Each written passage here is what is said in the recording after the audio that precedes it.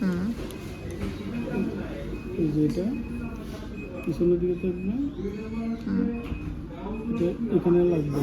হুম এই যে এটা, হ্যাঁ এই যে যেটা দেখা যাচ্ছে এটা হ্যাঁ এখানে লাগবে, একটা ক্লিক সাউন্ড হবে। হ্যাঁ হ্যাঁ লাগছে কিনা একটা পিন বাইর হবে, এই যে হুম পিনটা বাইর হবে। তারপর এটা এক চাপে স্টাম্প ক্লোজ, হুম আর এক চাপে ফায়ার। আচ্ছা যখন ফায়ার হবে এটা এখানে আটকে থাকবে, হুম তারপরে এটা দিয়ে খুলতে হবে। ও আচ্ছা, আবার একবার জাস্ট আপনি দেখান তো।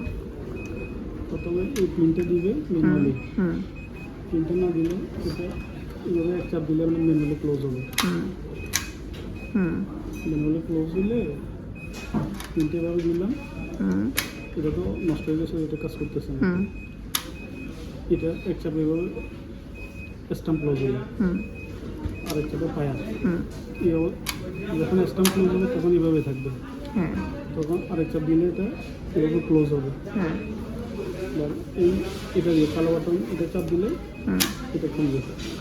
আচ্ছা